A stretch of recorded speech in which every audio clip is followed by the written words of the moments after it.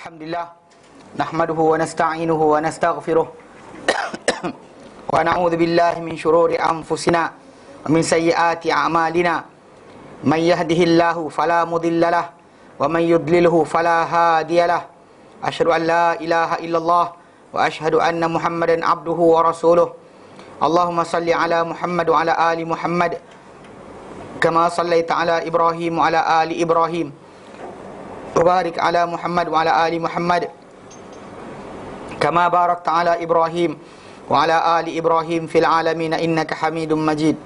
Rabbi shrah li sadri wa yassir li amri wahlul 'uqdatam min lisani yafqahu qawli, amma ba'd. Alhamdulillah, kita bersyukur kepada Allah kita dapat lagi bersama untuk kita meneruskan kelas pengajian kita berkenaan dengan fiqh, dan alhamdulillah kita dalam kitabul jihad. Dan hari itu kali terakhir kita bincangkan adalah berkenaan dengan tajuk masalah hamba, perhambaan dalam masalah peperangan ni. Siapa jadi hamba, siapa jadi tawanan, macam mana kedudukan mereka. Dan kali terakhir kita bincang itu ada berkenaan dengan kanak-kanak kalau dijumpai dalam ketiga pertempuran. Lepas pertempuran tersebut, anak-anak tersebut akan dihukumkan masalah Islam atau tidaknya dia berdasar kepada keadaan yang kita sebut tiga keadaan. Itu pengarang buku kita kata wa yuhkamu lis-sabiyyi bil Islam inda wujudi salasati asbab. Jadi dihukumkan untuk kanak-kanak, seorang kanak itu dengan Islam, automatik dikira dia Islam. Inda wujud salasati asbab, ketika wujudnya salah satu di antara tiga sebab. Pertama, ayuslima ahadu abawai, Islam salah satu dua mak bapak dia. Bapak dia atau mak dia Islam, maka dikira dia Islam. Macam berlaku pada Ibn Abbas radhiyallahu anhu kan. Dia ketika mana duduk di Mekah dahulu, kita kata bahawa mak dia Islam, dia Islam. Ketika itu Abbas tak Islam lagi. Kan Abbas ditawan dalam peperangan Badar, dibebaskan lepas tu. Dan dalam perang Badar tersebut kita kata, ketika dalam keadaan yang sama, ketika Abbas ditawan di Mekah tu, Ummu Fadl, mak kepada Ibn Abbas, dia yang baling batu kepada Abu Lahab, dan Abu Lahab mati. Dan dia Islam. Mak dia Islam, dia Islam. Mana budak tersebut boleh dikira Islam dengan salah satu mak apa dia Islam, dia boleh kira Islam. Au yasbiyahu muslimun munfaridun an babawai, ataupun ditawan dia ni oleh seorang muslim secara bersendirian daripada tak ada mak apa dia sama dengan dia seorang dia ditahan. Au yujadul laqitan fi daril Islam, ataupun ditemui budak ni tadi terbiar ataupun dikutip di negeri Islam, maka juga dikira sebagai muslim. Ustaz, yang jadi hamba ni combatants atau family of combatants ataupun kita... all. Kalau dia kata kita combatant, kalau dia kata dalam pertempuran tadi, dia dua keadaan tau. Satu keadaan di mana kita masuk negeri orang. Satu keadaan lagi pertempuran berlaku di satu kawasan. Macam tu, macam dalam perang Badar, perang Uhud, perang Khandaq. Dia bukan berlaku dalam kawasan di mana Islam masuk negeri. Dia ada beza Islam masuk negeri lain. Adapun yang itu adalah keadaan di mana semua yang hadir bersama dengan tentera musyrikin tadi, baik binatang ternakan, baik anak isteri diorang, dikira sebagai tawanan perang semua sekali. Dia terus jadi spoil of war lah semua sekali, termasuk dengan keluarga mereka sendiri. Pasal mereka bawa keluarga mereka dalam peperangan tadi untuk datangkan semangat supaya mereka tak lari daripada peperangan tersebut. Jadi tapi bila tertawan, maka orang tersebut jadi ini. Dan satu lagi macam keadaan di mana Islam masuk ke tempat, contoh macam berlaku pada Bani Quraizah, Bani Mustalik, Bani Nadir dan sebagainya, yang kemudian kumpulan tersebut diserang, semua sekali ditawan, tak kira yang terlibat combatant atau tidak.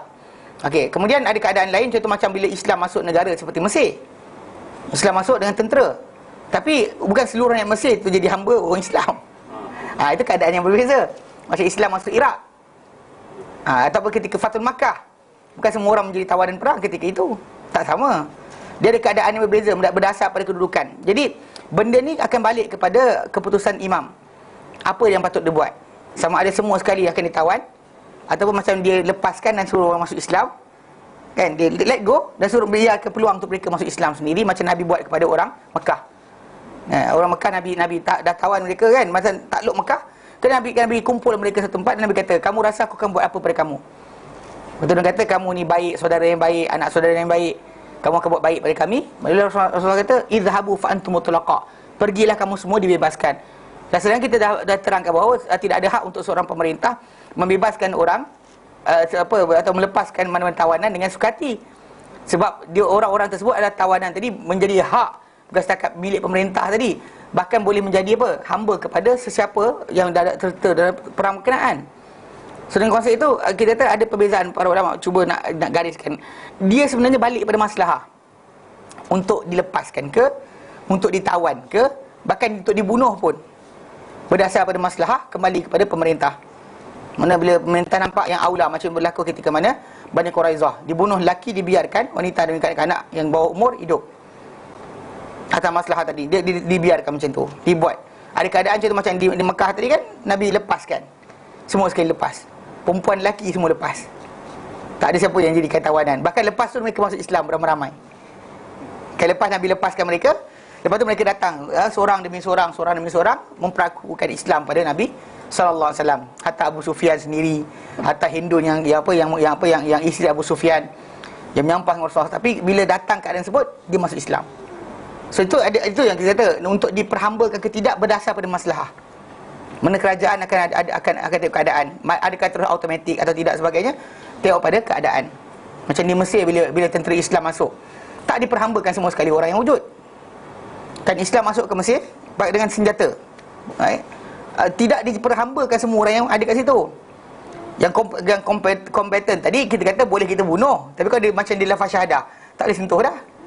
Itu kita kena pegang mana maksud dia asas. Walaupun kita nampak benda tadi macam merugikan, dan maka kalau orang bukan Islam faham benda ni, dia kata kita boleh kalahkan Islam bila masa je. Lafazkan syahadah, lepas tu dia berhenti bunuh kita bunuh dia orang. Kan kalau ikut logiknya, tapi tak boleh. Sebab benda tadi adalah hukum yang kita tak dilanggar. Kalau Allah Ta'ala akan berikan bantuan kepada kita, takkan mereka tergerak ke situ. Takkan. Macam mana takkan melafazkan syahadahnya Abu Lahab selama 15 tahun setelah turunnya ayat Tabbat yada abi lahabin wa tab. Celakalah Abu Lahab, dua tangan Abu Lahab, celakalah dia bersama dengan tangan dia. Ma aghna anhu maluhu wa ma kasab, tidak menyelamatkan dia hartanya dan juga apa yang dia kerjakan. Sayasla naran dzata lahab, dia akan masuk neraka yang punya lidah api yang menyala. Maksud dia benda tu takkan boleh hilang. Macam nanti itu keadaan bila Nabi marah bila para sahabat bunuh orang yang mengaku ni. Jadi benda ni balik kepada keadaan, inilah keadaan setempat dan juga keadaan kerajaan, tengok mana elok. Boleh lepaskan supaya mereka ramai-ramai masuk Islam, buat. Kalau sekiranya nampak mereka akan mula tentang balik, akan ada percubaan, bunuh, tak ada masalah, terpulang kepada kerajaan. Faham Masa itu yang kita kata bukan satu hukum, dia berdasar pada kedudukan. Kalau orang semua tak ada niat pun nak berlawan dan sebagainya, maka lepaskanlah. Itu yang berlaku pada Fathul Makkah. Tentera Islam masuk, diorang tak nak lawan langsung, dia diam macam tu je. Jadi tak ada pertempuran berlaku, diam. Bahkan cara awal, kalau siapa baca sirah, sebelum tentera Islam dibawa bergerak masuk, diorang saja bawa lari Abbas dia bawa Abu Sufyan, suruh tengok siapa yang lintas. Tentera Islam tu datang satu kumpulan demi satu kumpulan demi satu kumpulan, sampai kan bila dia tengok semua sekali kan, dia dibenarkan balik dulu. Dia sampai ke Mekah, dia isytihar pada orang ramai, masuk rumah, jangan keluar. Ni dia yang disebut. Nabi kata barang siapa dia duduk sekian dia selamat, barang siapa tak keluar dia selamat. Di pesanan awal. Siapa yang nak jadi hero boleh, tapi awal-awal lagi pesanan tu disampaikan. So Abu Sufyan lari balik dulu sebelum tentera Islam sampai, dia yang suruh orang ramai supaya jangan lawan. So Islam masuk. Kalau ketika Bani Nadir, Islam masuk dan orang menyerah kalah, dia ambil semua harta mereka, dihalau mereka keluar daripada Madinah. Itu berlaku pada Bani Nadir dia Rasul halau macam tu je. So konsep dia berbeza ikut keadaan, mengikut maslahah apa yang dilihat oleh pemerintah atau oleh kerajaan kepada keadaan tersebut. Baik, sambung hari ini. Fasal. Wa man qatala qatilan u'tiya salabahu. Wa man qatala qatilan, man siapa membunuh satu orang yang dibunuh, seseorang yang dibunuh qatil tu maksud maktul. Qatil pembunuh, qatil maksud maktul Barang siapa bunuh satu yang dibunuh, u'tiya salabahu, diberikan dia rampasannya. Tengok dari bawah nombor 3. Wa huwa ma yakunu ma'al maktul, itu apa yang bersama dengan orang yang dibunuh tadi, yarhamkallah, min silahin, daripada senjata, wa akad, perkakas, walibas, pakaian, wal mal, apa bersama dia pada badan orang berkenaan. Kalau dia nak ambil, itu hak dia, boleh dibenarkan untuk diambil. Warawad Bukhari, Imam Bukhari hadis nombor 2973, wa Muslimun dan Muslim hadis nombor 1851, an Abi Qatadah radhiyallahu anhu, daripada Abi Qatadah radhiyallahu anhu, an Rasulillah sallallahu alaihi wasallam, daripada Rasulullah sallallahu alaihi wasallam, qala, baginda bersabda, man qatala qatilan, siapa-siapa yang bunuh satu orang yang dia bunuh, lahu alaihi bayyinatun, dan dia ada terhadap perbuatan dia bunuh tadi, ada saksi dia yang bunuh orang tersebut, falahu salabah, maka salabuhu, maka untuk dia apa saja yang ada pada badan mayat berkenaan, senjata, pedang dan sebagainya, dia tuntut. Ni berbeza, bukan, tapi dia jangan bawa lari. Faham tak? Jangan dibawa lari sebarang benda sorok, itu dipanggil sebagai apa, pengkhianatan antara dosa besar. Yang berlaku adalah orang tu mengambil harta rampasan perang sebelum daripada diagihkan. Bila Nabi macam kata-kata Ibn Umar kan, bila dia jumpa dengan seorang yang pernah jadi gubernur di Basrah dahulu, dan gubernur tu dia sakit, dia ziarah, kemudian gubernur nampak dia, kau tak doakan aku ke? Lepas tu dia bercakap, dia kata, la yakbudullahu, tidak menerima Allah Ta'ala salatan bi ghairi tahurin, satu solat dengan tanpa penyucian, wala sadaqatan min ghululin, dan tiga ada sedekah akan diterima daripada orang yang mencuri harta rampasan perang. Mana kita curi, kita sedekah, Allah tak terima. Dan kau dulu pernah pegang Basrah. Ini kata-kata Ibn Umar. Dia rasakan orang tersebut mungkin ada benda tak settle. Jadi Ibn Umar tak nak doakan dia. Jadi kawan dia kata, tak doakan aku ke? Kau tak nampak aku sakit ni? Kau tak doakan aku ke? Dia kata Allah Ta'ala tak terima solat dengan tanpa penyucian, dan tak terima sedekah daripada orang yang mengambil sedekah harta rampasan sebelum daripada diagihkan. So itu benda salah. Pasal benda ni untuk mengawal umat Islam ni daripada salah perangai. Tahu tak? Salah niat. Contoh macam, kenapa nak kejar tu? Aku dengar orang tu ada barang sikit, aku kejar, bunuh dia. So orang akan berebut masalah harta, sedangkan kita tahu bahawa benda tersebut bukan matlamat utama dalam peperangan. Peperangan jihad fisabilillah, matlamat dia adalah supaya ditegakkan kalimah Allah, bukannya untuk kita dapat harta, bukan mata pencarian. Macam kita ada dalam bangsa-bangsa dunia sekarang ada missionaries kan? Apa dipanggil apa? Missionaries kan? Missionaries. Yang bukan missionaries ya. Dia yang dikira sebagai apa? Tentera upahan. Yang kerja dia bertempur je, dibayar duit, dia akan bertempur siapa saja. Saya benda ni ada ni, the Legions, Perancis ada satu tentera macam ni. Foreign kan? Blackwater kan? Blackwater. Yang Perancis pun ada. Dia buat satu, dia pakai dan topi dia, saya tengok dalam satu rencana. Foreign Legion kan? Dia buat benda tu. Jadi itu memang cari duit tengok lah. Memang mahal dia kan, dia gaji dia orang daripada tentera biasa. Dia punya panggil apa? Dia punya latihan dia pun kata lagi dahsyat dan sebagainya. Wallah alam, tapi Islam tak ada macam tu. Jutawan semua. Ya, semua masuk tu jutawan. Jadi kaya lah. Memang dia dapat lepas. Tapi saya tengok dia tu sampai muntah lah kawan tu. Dia suruh lari sampai muntah. Muntah. Baliknya tu bungkus. Dia ambil Exami juga. Exami apa, Navy SEAL, dia ambil macam tu lah. Tapi cerita dia, dalam Islam kita tak jadikan benda kerjaya. Kau kerjaya awak apa? Kerjaya saya adalah tak ada. Pasal dalam Islam semua orang bertanggungjawab mempertahankan agama, bukan mestinya anda tentera. Semua umat Islam ni adalah tentera. Semua umat Islam ni adalah tentera Allah, bukannya tunggu dia masuk latihan kan, kagat ke apa, tak. Semua kita ni adalah tentera Allah SWT. Itu yang Nabi kita sebut dalam hadis Nabi kata, man lam yaghzu, barang siapa tak berperang, walam yuhaddis nafsahu bil ghazwi, dan tak pernah cakap pada diri dia akan berperang, ni nak pergi perang, ma ta'ala syu'batun min nifaq, dia mati dalam satu cabang kemunafikan.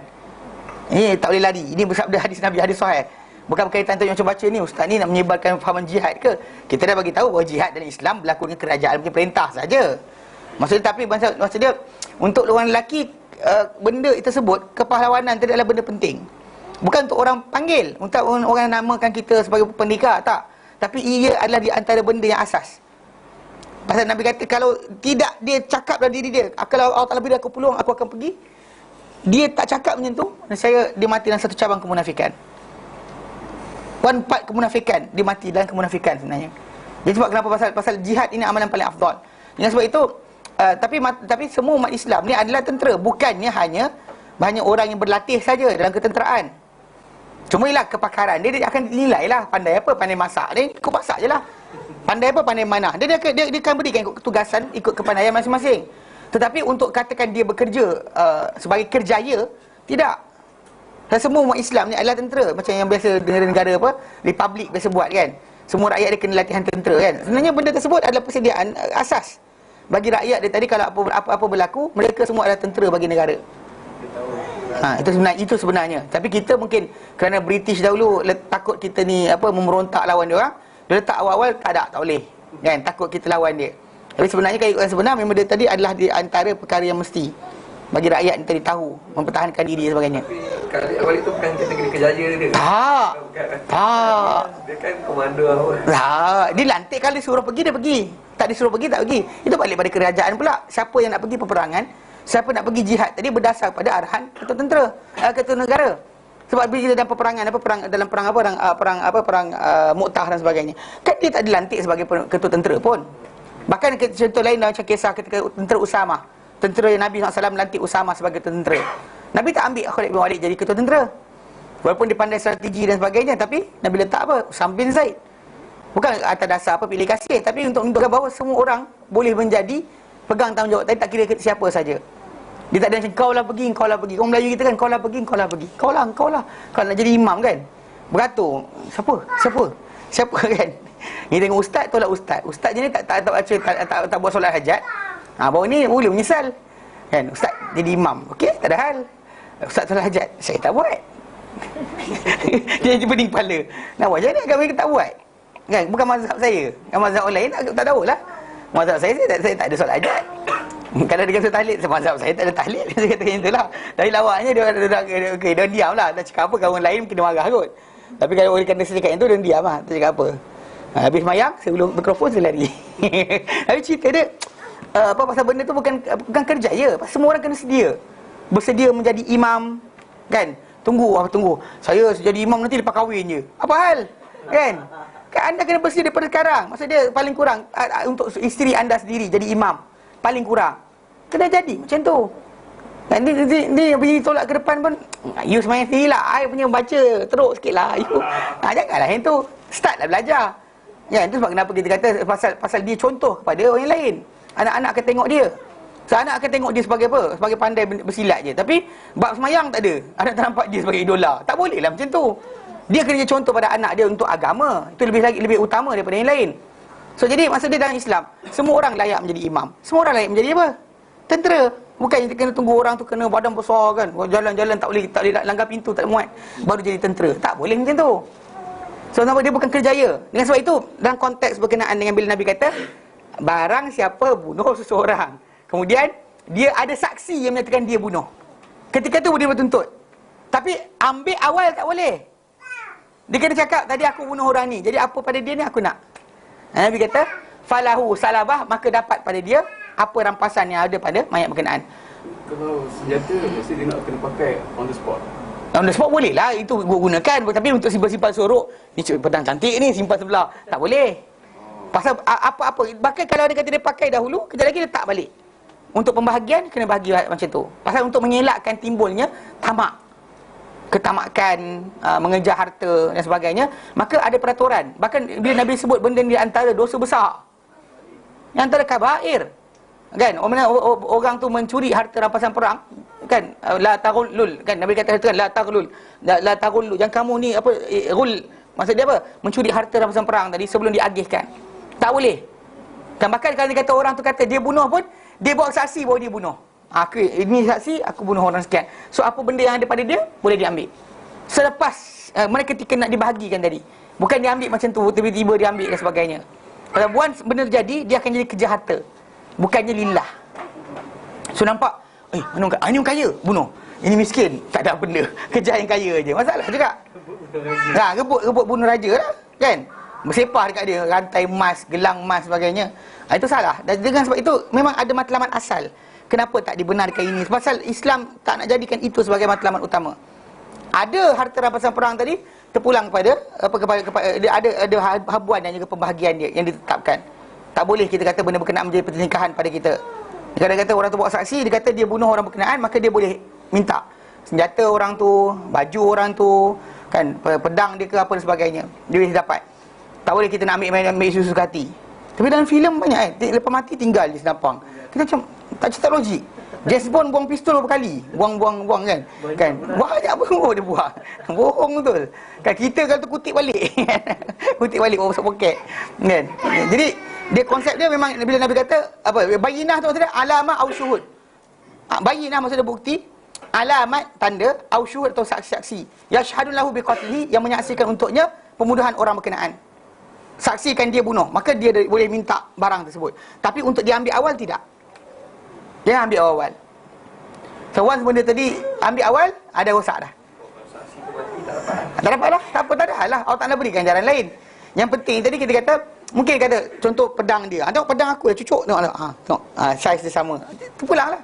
Kena buktikan. Jika tidak, benda berkenaan akan dijadikan sebagai harta rampasan perang untuk semua umat Islam. Diagihkan ikut 1/5 untuk khumus. Jika tidak, benda tadi dia kena buktikan dahulu baru dia boleh ambil. Nabi ambil awal, jangan. Kan dia akan jadi macam bayangkan suasana di mana orang kejar orang sebab nak harta orang tu. Tak senonoh dah, kejar bunuh. Duit. Kejar bunuh. Kan macam ini bukan main game. Main game kan bunuh orang dapat duit. Ini tak, dalam Islam tak ada macam tu. Dia bukan, tak boleh. Dalam Islam tak boleh macam tu. Ini beza dia. Pasal anda berperang, anda berjuang fi sabilillah, kerana jalan Allah Ta'ala, dalam jalan Allah Ta'ala, untuk menegak kalimah Allah Ta'ala, bukan untuk personal gain, bukan untuk keuntungan peribadi. Tak ada dengan Islam benda terjadi keuntungan peribadi. Dia akan menjadi balik pada agama dahulu. Mana itu asas pertama. So kalau dia kata ada rezeki anda, alhamdulillah. Tak ada rezeki pun alhamdulillah. So, anda telah tertulis sebagai orang yang akan diberikan Allah Ta'ala syurga. Kerana takkan bercampur debu yang berterbangan dalam jihad fisabilillah dengan asap api neraka dalam hidung seorang yang lelaki yang sama. Takkan.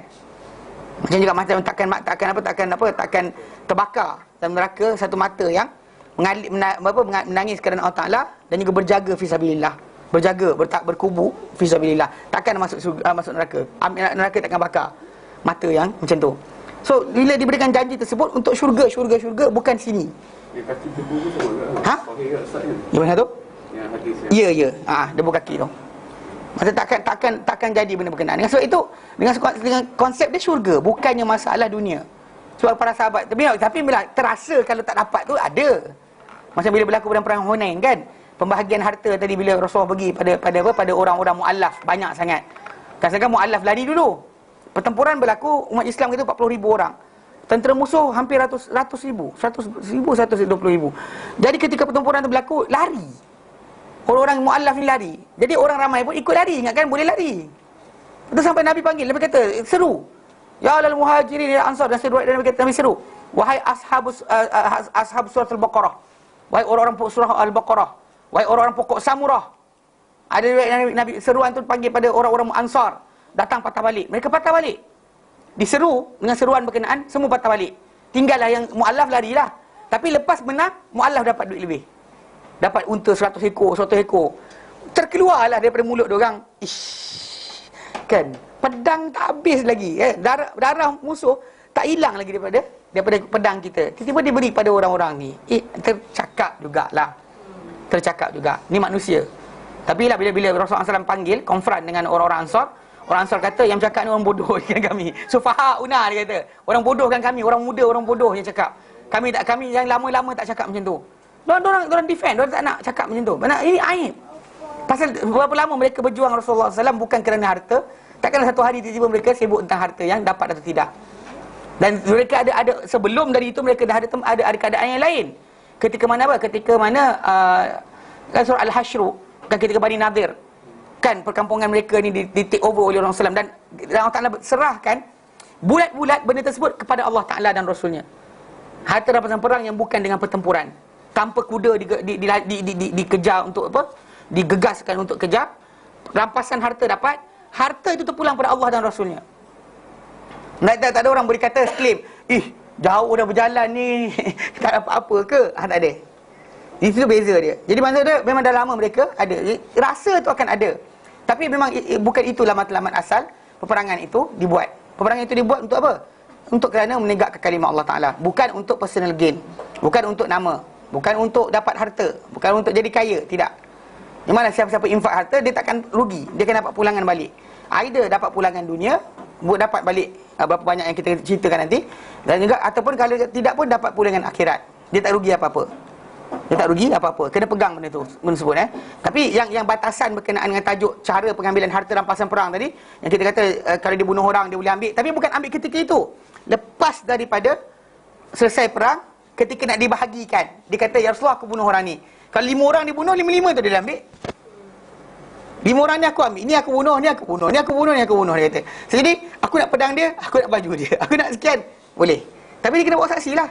Banyak bunuh dia tak ambil banyak. Yang tak ambil pun banyak.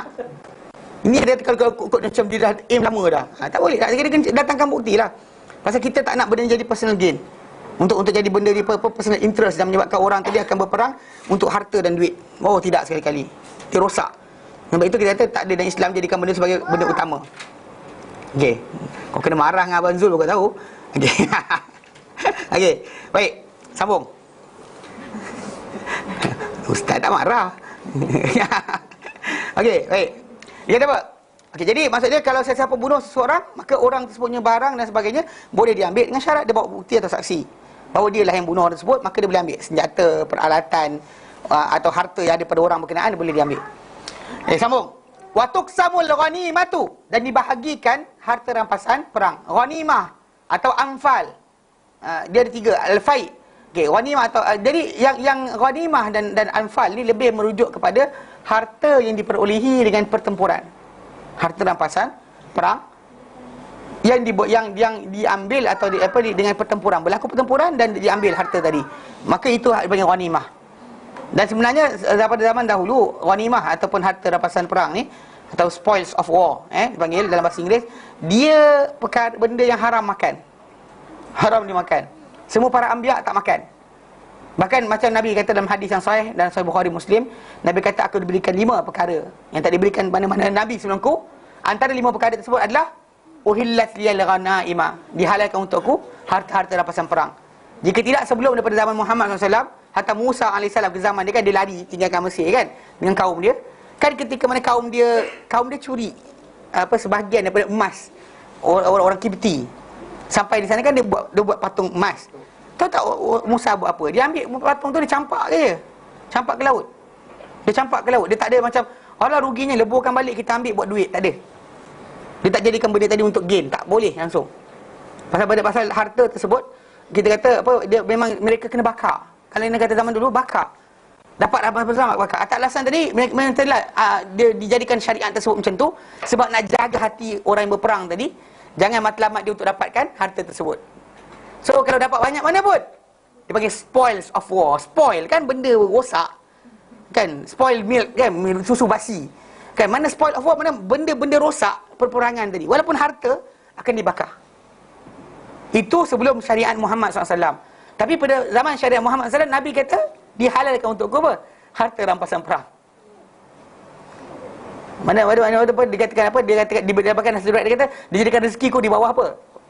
Di bawah tetakan pedang. Di bawah bayungan pedang dijadikan rezekiku di bawah itu. Jadi bila Nabi sebut macam tu, mana benda tadi halal untuk dimakan. Dan beza kita kata dalam Islam. Jadi Allah Taala alam, Allah Taala lebih mengetahui kenapa kita tak sepanjang sejarah berlaku tak pernah dijadikan benda sebagai cara keuntungan. Tahu ke cara keuntungan? Mana macam mana kerja apa? Oh, nak saya ni perang je. Dia cari makan dengan perang. Tak ada.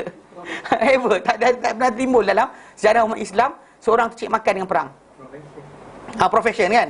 Kerjaya tak ada. Kerjaya kerana apa? Untuk pasal kat situ dapat pulangan kan. Tak ada. Dan hatta macam kita kata Khalid bin Walid, selain daripada apa yang dia ada tu, dia ada kebun, ada sekian. Bahkan dia anak orang kaya. Khalid bin Walid, bapak dia Al-Walid bin Mughirah. Ingat miskin ke? Ni antara paling kaya di kalangan orang Quraisy. Yang sampai bila orang Quraisy dahulu, bila dia puji Quran, orang Quraisy datang jumpa dia, hantar Abu Jahal, minta dia tukar statement. Dia kata, first thing Abu Jahal buat, dia kata apa? Wahai pakcik, dia kata. Ya am, dia kata. Pakcik, dia kata. Orang Quraisy sekarang ni tengah kumpulkan harta untuk engkau. Nak bagi harta pada engkau. Dia nak buka perbualan, dia cakap macam tu. Lepas tu dia kata apa? Quraisy tak tahu ke aku ni orang paling kaya? Dia tak ada kata, bagus je, kenapa? Tak ada. Dia kata, Quraisy tak tahu aku orang paling kaya. Dia ini bentuk kita kata pride yang tinggi kan. Dia kata, aku orang paling kaya, asal nak kumpul harta untuk aku? Dia barulah Abu Jahal masuk tajuk. Kau cakap pasal Quran, benda sesuatu benda yang kaum kau tak redha. Jadi dekat situ yang tajuk dia, mana dia kaya. Dan anak dia Khalid bin Walid. Khalid bin Walid. Ya, kita kata kalau ikutkan kisah ni kan, kalau nak ada sentimen, Khalid bin Walid yang menyampah lah, bapak dia punya nama masuk dalam Quran lagi. Mana kisah hidup bapak dia tu masuk dalam Quran. Pasal bapak dia di antara orang yang memperkatakan tentang Quran dan sebut Quran ni sihir dan sebagainya. So nama bapak dia keluar. Dalam Quran Karim ni kita kata bila buka tafsir mesti ada bapak dia punya kisah. Ya kan. Jadi konsep dia, tapi oleh kerana apa? Islam itu tidak menjadikan kita kekal dengan sentimen. Mana Allah dan Rasulnya lebih tinggi berbandingkan bapak kita, mak kita, semua sekali. So dia tak nampak kat situ kelebihan bapak dia mengatasi Rasulullah sallallahu alaihi wasallam. So dia itu sebab dia jadi pejuang Islam yang paling taat, paling patuh. Tak dia jadi anggota tentera pun tak kisah.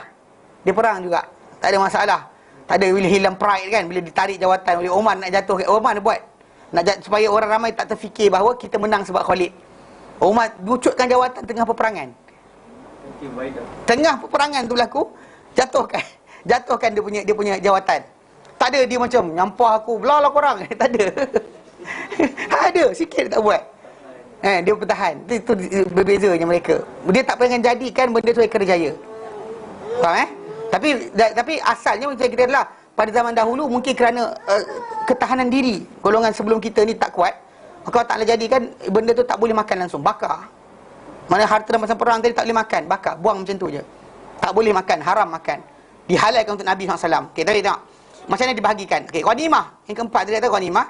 Dia kata al-ghanimah tu, ghanimah ma ukhidha min amwalil kuffar. Apa yang diambil daripada harta-harta orang-orang kafir. Unwatan, secara paksa.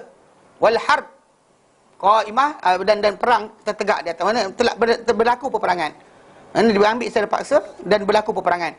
Walau indal mutaradah, sekalipun dalam bentuk ketika tengah kejar. Diorang lari kan, betul-betul pun lari. Ketika tu dapat dikumpulkan harta, itu pun sama. Bukan perlu diorang mati dahulu, tak, tertinggal. Diorang diusir, tertinggal harta tadi.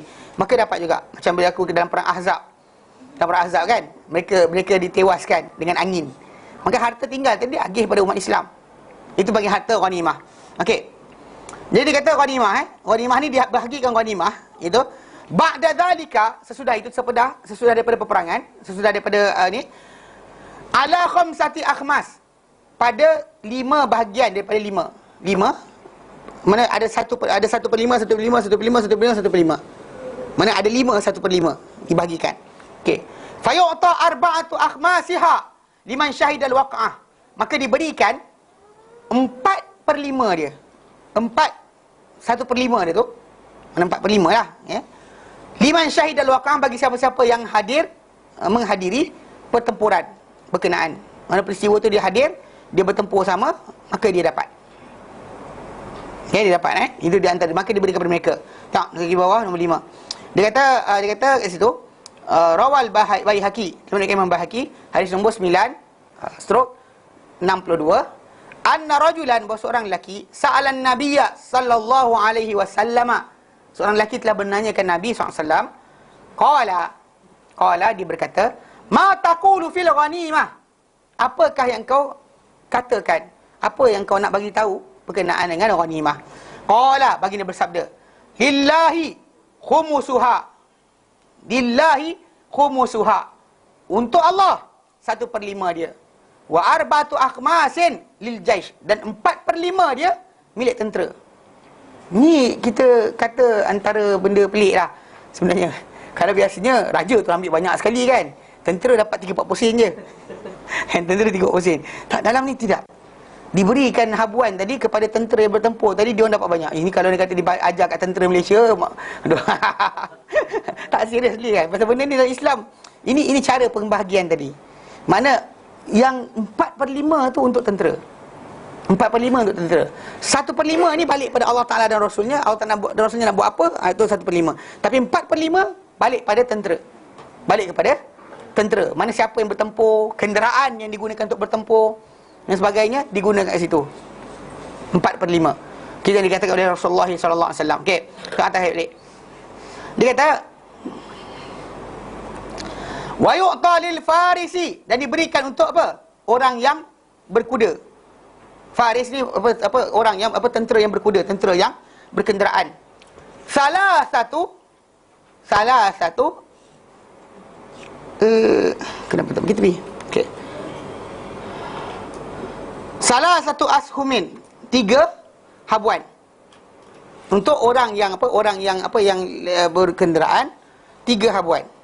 Siapa datang bawa kenderaan, kuda ke, unta ke, kereta ke apa sebagainya, maka untuk dia dapat 3. Walirrajili sahmun, dan untuk orang yang berjalan kaki, tentera yang berjalan kaki, sahmun 1 bahagian. Maksud dia satu Allah dan Rasulnya punya. Tapi jadi saya terangkan balik apa yang jadi pada 1/5 yang Allah Ta'ala dan Rasulnya punya ni, apa jadi. Tapi 4/5 diberi kepada tentera. Dan ditengok pada tentera yang berkenderaan dibagi 3, tentera yang berjalan kaki dibagi 1. Faham apa cara dia kat bawah? Dia kata Rawal Bukhari, riwayat Imam Bukhari, hadis nombor 2708. Ani bin Umar, daripada Ibnu Umar radhiyallahu anhuma, anna Rasulullah SAW ja'ala lil farasi sahmain. Rasulullah SAW jadikan untuk kuda tu, siapa-siapa datang naik kuda kan, untuk kuda tu 2 habuan. Kuda tu dapat habuan. Wali sahibih sahman, untuk tuan kuda tu 1. Mana yang dimaksudkan dengan 3 untuk orang yang berkuda, berkenderaan. Kenderaan dia dapat 2, dia dapat 1. Islam punyalah, binatang pun dapat. Dia diletihkan dia dalam peperangan tadi, dia tak kosong. Makanan dia dan sebagainya kena diambil daripada benda tersebut. So jadi orang yang berkuda, berkenderaan, kos dia punya kenderaan dan sebagainya, kenderaan dia tu akan dapat 2, dia dapat 1. Kenderaan lagi banyak, Pak. Kenderaan dia lagi banyak. Kalau dalam berkenaan kita kata adalah maintenance kenderaan tersebut, betul? Kan? Kuda tu lari ke, luka ke dan sebagainya, dia kena rehat lebih. Kan digunakan dia sesungguh-sungguh dalam peperangan tadi. Tak tercocok perut ke. Tengok macam tu punya ni. Allah Ta'ala jadikan, Rasulullah SAW jadikan untuk orang yang berkenderaan tadi lebih besar, dapat 3. Tapi 3 tadi bukan milik dia. 3 tu 1 dia punya, 2 binatang dia punya. Maintenance untuk kuda dia, untuk unta dia. Ni bagi orang yang berkenderaan. Bagi orang yang tak berkenderaan, 1 je. Jadi maksudnya orang berkenderaan tak berkenderaan 1 je. Cuma masalah maintenance kenderaan tadi. So dia memang modal, macam orang bawa kereta lah. Minyak kereta dia dan sebagainya akan masuk ke situ. Yang jalan kaki tak ada keluar minyak. Betul, lebih letih, tapi tidak ada kos. Faham tak? Yang ini ada kos. Maka di situ datang dalam Islam diletakkan untuk kenderaan dia 2, untuk tuan dia 1. Ni dia dari 4/3 tu. Okey. Wa fi riwayatin anhu aidha, dan satu riwayat daripada Ibnu Umar juga. Indal Bukhari, di sisi Bukhari, hadis nombor 3988. Wa Muslim dan Muslim hadis nombor 1762. Qala, berkata Ibnu Umar, qasama Rasulullah sallallahu alaihi wasallam yauma Khaybar, telah membahagikan Rasulullah SAW yauma Khaybar, pada hari pertempuran Khaybar, perang Khaybar, lil farasi sahmain, untuk kuda 2 bahagian, walir rajili sahma, dan untuk orang yang berjalan kaki 1. Tapi tuan kuda tu dapat jugalah. Yang dibuat yang atas tu terangkan berkenaan tuan kuda 1, kuda dia 2. Yang bawah ni terangkan kuda tu 2, orang jalan kaki tu 1 je. Okey. Ar-rajil al-muqatil ala rijlaihi. Ini orang yang berperang, bertempur dengan menggunakan kaki dia saja. Jalan kaki dia pergi peperangan tadi. Jadi mana orang ini cara pembahagian dalam Islam. Diletakkan berkenaan dengan tajuk orang yang kenderaan itu ada bahagian. So kita kata dalam peperangan tadi ada 4, 2 binatang punya, 1 2 lagi manusia punya sebenarnya. Macam tu kita kata hak yang Allah Ta'ala berikan. Dia adil. Pasal binatang tadi digunakan untuk benda tersebut, memang Allah Ta'ala jadikan untuk dia ada habuan. So tuan dia kena jaga dia dengan betul, pasal dia dapat habuan dalam peperangan tadi. Mana kuda jihad fisabilillah, kuda peperangan jihad fisabilillah pastinya mempunyai kedudukan yang besar di sisi Allah Subhanahu Wa Taala. Sedialah yang menyebabkan orang tersebut kan, bila macam surah apa? Surah Al-Adiyat. Wal adiyat dhabha, al-adiyat. Para ulama terjemahkan dia sebagai kuda-kuda yang digegaskan untuk peperangan. Mana ketika perang tu, mana itulah kuda tu tadi. Allah Taala sumpah dengan ada atas kuda tersebut. Okey. Kemudian disebut wala yushamu, Dan kita sebut tadi, kita kata okey, dia bagi 5 apa-apa diperolehi dalam peperangan tadi, selain daripada yang orang telah kutip yang kata saya bunuh orang tadi, okey, tinggal yang tinggal tadi akan dibagi 5. Satu bahagian Allah dan Rasulnya punya, nanti kita bincang apa jadi satu bahagian ni. Yang 4 bahagian, 1 untuk yang berjalan kaki, 3 untuk orang yang berkenderaan. Yang 3 berkenderaan tadi apa? 1 dia punya, 2 kenderaan dia punya. 2 ni kenderaan dia punya. Dia punya 1 je. Memang maintenance kereta, manusia dengan kereta tak sama. Kan manusia Panadol pening kepala, kan? Panadol apa RM1.20 je. Kan berapa harga sekarang? Aku tak makan Panadol, macam mana nak tahu? Okay. Kalau kereta servis kan minyak dia kan 300-400 dan sebagainya. Dia lain. Jadi maintenance tadi berbeza. Jangan sebab itu 2 bahagian untuk kenderaan, 1. Jadi mungkin ada para ulama nyatakan yang pentingnya asalnya adalah kenderaan yang hidup bernyawa. Itu yang asal. Kan? Kalau jika tidak, sekarang ni yang tak bernyawa je lah. Tapi dia perlukan maintenance juga. Tayar kena ganti, ni kena ganti dan sebagainya kan. Cucuk duri ketika peperangan tadi kan, pecah tayar ke, rosak tayar ni kena. Dia kan ni, selipar manusia murah je. Kan? Jadi jangan sebab itu Allah Ta'ala Maha Adil. Dia tak jadikan benda berkenaan kosong. Tapi okey. Tapi orang yang 2 ni, yang lelaki yang berjalan orang yang berjalan kaki dan tuan yang berkenderaan tadi, okey. Ada syarat dia juga. Wala yushamu, dan takkan diberikan habuan, bagi diberikan habuan bagi orang-orang yang ni, dipecahkan habuan, illa kecuali liman istakmalat fihi khamsatu syara'ita, kecuali pada sesiapa yang sempurna padanya 5 syarat. Mana orang yang bertempur tadi tu, yang nak dapat terima saham habuan bahagian dalam harta rampasan perang tadi, dia kena ada 5 syarat. Pertama, al-Islam. Kalau dia tak Islam, dia takkan dapat. Walaupun dia tolong, saya tolong tadi, walau tolong. Saya tolong tak tembak, walau tolong tembak. Saya tolong angkat peluru, walau tolong angkat peluru. Walau. Memang kita dalam Islam kita benda berkenaan, dan Nabi pernah sekat bila masuk ada orang nak sertai jihad di kalangan orang bukan Islam, kan Nabi tanya, engkau menyaksikan Tuhan bukan Allah, Muhammad aku Allah Taala, dia kata tidak, Nabi suruh balik. Aku takkan minta tolong pada orang kafir. Itu beza dalam peperangan tadi. Pasal ini adalah ibadat. Peperangan jihad fisabilillah ni adalah ibadat, bukannya dia macam perjalanan kita nak pergi pasar, tumpang kenderaan orang bukan Islam, atau ketika hijrah. Dia bukan, tak sama. Yang ini adalah ibadat. Macam kita solat lah tadi, nak suruh orang bukan Islam pegangkan mikrofon ke, right? Tak payah. Jangan. Itu bukan kerja kita, bukan kerja yang sepatutnya. So, jadi pertama sekali untuk terima habuan tadi, Islam. Kedua, al-bulugh. Cukup umur. Dan ini sebab ini balik pada asal kerana Rasulullah SAW sendiri tidak mengizinkan kanak-kanak yang bawah umur untuk pergi berjihad. Hatta ada kalangan mereka ni yang lepas 19 tahun baru Nabi SAW benarkan. Cik Ibn Umar nyatakan dia lepas 19 tahun baru Nabi terima. Sebelum 19 tahun Nabi tak bagi dia pergi. Ini ada syarat dia. Kita kata kerana untuk dalam Islam ni kelayakan untuk bertanggungjawab bagi dosa, pahala dan sebagainya berlaku dengan baligh. Adapun bawah daripada umur berkenaan, dia tak ada hak. Macam anak-anak kita bawah daripada umur baligh, dia jual beli barang sebenarnya. Even dalam undang-undang Malaysia sendiri pun sebenarnya dia punya jual beli tak sah. Kalau mak bapak datang, anak bawa balik basikal kan, bapak kata saya aku beli kat mana? Beli kat kedai sekian. Ikut peraturan kepenggunaan, si bapak ni boleh pergi jumpa kedai tadi, pulang balik basikal tu ambil duit balik. Pasal budak tu bawah umur. Any action dia buat tak valid. Sebab kenapa kalau dia buat jenayah pun masuk juvana, dia takkan dihukum dalam penjara biasa. Faham kan? Tak faham? Faham tak? Jadi siapa ada anak faham benda ni. Kalau anak beli PlayStation tiba-tiba kan, balik-balik PlayStation ada. Macam mana buat dah terbeli? Tak. Anda ada hak. Kan? Pasal orang tadi dia tak boleh jual pada budak bawah umur sebenarnya. Pasal budak bawah umur ni dia punya hak kelayakan dia, tanggungjawab dia half je. Separuh. Dia tak penuh, dia separuh je.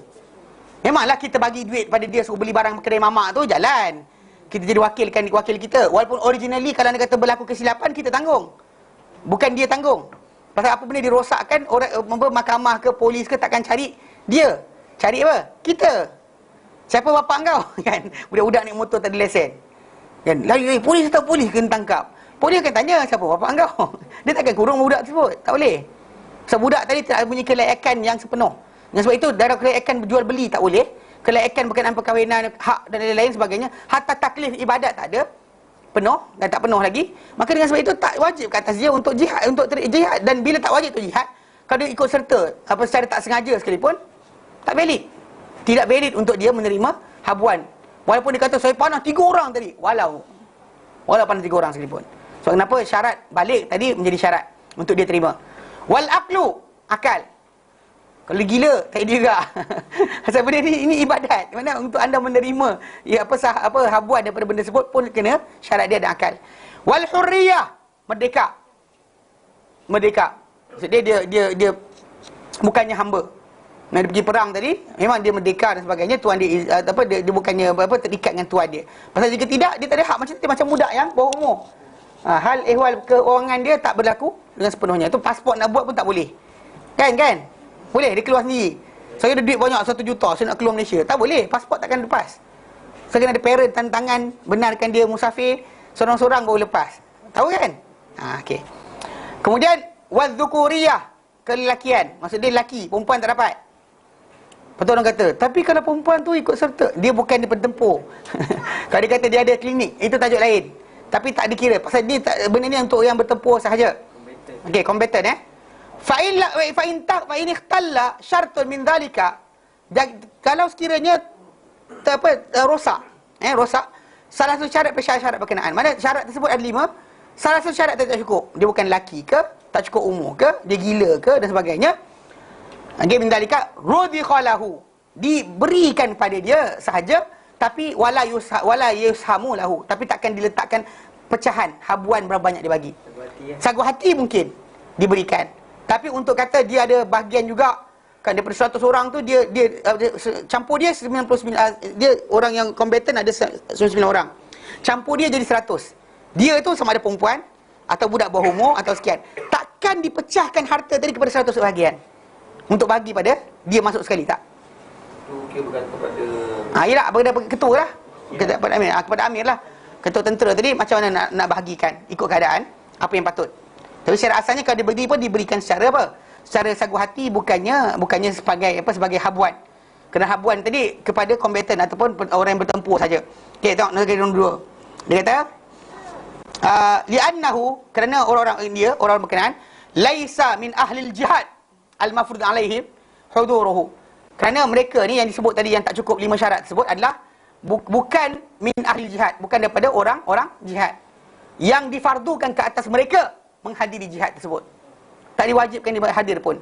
Bal yu'tihi amirul jaish, bahkan akan memberikan orang berkenaan yang lelaki, perempuan ke, kanak-kanak ke, orang gila ke ataupun orang bukan Islam yang tolong sekali ke, tolong jadi apa ni kan, ataupun hamba ke, maka diberikan dia oleh ketua tentera awil imam ataupun pemerintah syai'an min al-ghanimati qabla qasmatiha, akan diberikan sedikit daripada harta rampasan perang tadi sebelum daripada diagihkan.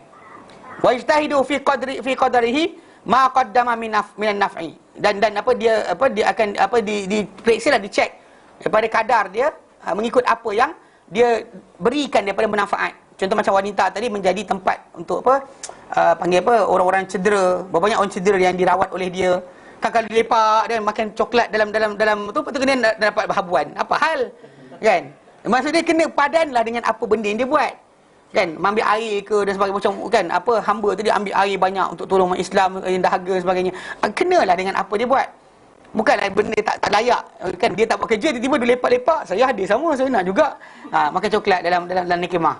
Tak ada. Okey. Ala yablugha sahman rajil, tapi dalam masa sama ketika pemberian habuan pada mereka ni, janganlah dia melebihi habuan yang dapat pada seorang tentera yang berjalan kaki. Jangan melebihi kadar dapat pada seorang tentera jalan kaki. Maka kalau bagi pada dia sagu hati, pastikan sagu hati tak akan melebihi dengan orang yang jalan kaki. Kalau lebih, masalah. Okey. Wa hadzal murad min qawlihi rudikhalahu, dan inilah dikehendaki dengan kata-kata pengarang buku kita, rudikhalahu, diberikan min radhi. Okey. Radhi ni daripada radh, wa huwa fil lughati, dan perkataan radh daripada dalam bahasa al-ata'ul qalil, pemberian yang sedikit. Jadi itulah bahasa Melayu dia sagu hati. Sagu hati kan. Mana nombor 1 lain, nombor 2 lain. Sagu hati ni jangan anggap banyaklah. Jangan anggap macam sagu hati pun banyak juga, tak. Sagu hati tak banyak. Sikit je. Takkan dah menyamai orang-orang yang terlibat sama. Okey. Ustaz, macam mana kalau hamba tu dia disuruh oleh dia punya tuan dia? Di situ tuan dia boleh ambil take over apa ni dia dapat. Ya, saya. Sebab hamba ni apa benda dia dapat, dia perolehi Dia tak ada milik pada benda tersebut. Macam anak kita lah. Kan sebenarnya macam anak kita kan. Macam ya abah kan. Ni cek. Biasa kan abah, anak dapat duit raya, abah simpan tak duit raya tu. Kan? Duit raya. Alhamdulillah banyaknya abah simpan. Sampai sekarang fikir-fikir balik, mana duit raya tadi? Kan rasanya ada dapat dari tu. Lepas tu abah kata beli baju sekolah, kasut sekolah dan sebagainya. Kan mana anak kita sebelum cukup umur, yalah kena tengok keadaan juga. Tapi kalau katakanlah dia ni diwasiatkan harta yang macam banyak kan, banyak sangat melampaui batasan. Contoh macam atuk mati wasiatkan cucu 1 juta kan, abah tak boleh ambil semua tau. So harta tu milik dia. Kali itu kita jadi guardian pada harta tersebut. Pasal itu warisan, pegang amanah saja. Kalau kita setakat yang sikit-sikit kecil-kecil ni tak kira lah. Kan dapat 3-4 sen kan, abah dapat tak ada kira sangat. Kan abah hari tu ambil duit saya 40 sen. Janganlah pula abah kau habiskan duit untuk kau lagi banyak. Kan? Tak senonoh pula anak-anak yang buat tak senonoh kan zaman kita sekarang ni. Bila anak diberikan hak menyamai hak ibu bapa. Saya terbaca juga dia kata kalau dia kata ibu bapa rotan anak kesalahan, anak tinggal mak bapak tepi jalan macam mana? Tak tanggung mak bapak, tak ada kesalahan. Kena jaga juga bab tu.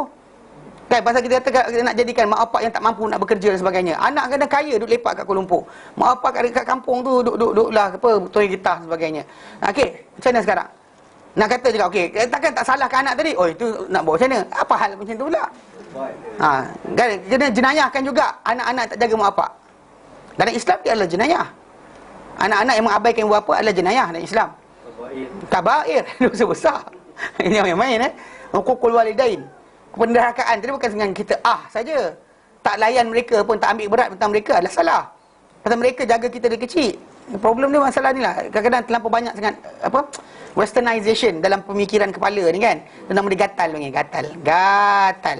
Kalau tak reti diam mana kali. Dan dia sendiri kena pandang rotan. Yang bohong lah. Siapa yang duduk depan saya lebih daripada umur saya atau umur ke atas, confirm kena rotan kat sekolah tu. Yang bohong lah, tak pernah kena rotan. Kan duduk sekolah high school setapak, lagilah kena rotan. St. John ke, kena nat. Memang benda tu biasa. Pasal kita tradisi dan budaya kita, memang benda tadi adalah benda biasa, common. Sebenarnya bukan masalah rotan tu penting. Kalau budak tak jahat, tak payah rotan. Tak ada macam rotan kan, jumpa je rotan. Tak. Bila budak tadi, pasal rotan ni dia membezakan ni antara salah kecil, salah besar. Seorang dia nak membezakan pada seorang tu, ada salah kecil, ada salah besar. Ejek dengan bapak kawan, salah kecil. Kan, bapak kau sekian kan, main menang bapak, itu salah kecil. Walaupun sebenarnya Islam haramkan. Tapi raba budak perempuan, takkanlah kita nak kata benda salah sama. Pasal zaman saya sekolah, ada seorang budak, budak ni sewel sikit. Sekolah ni datang peluk budak perempuan ni, dia peluk budak perempuan ni, dia raba budak perempuan ni. Takkan nak kata macam you are grounded, you are... Budak takkan faham lah benda salah kecil, salah besar.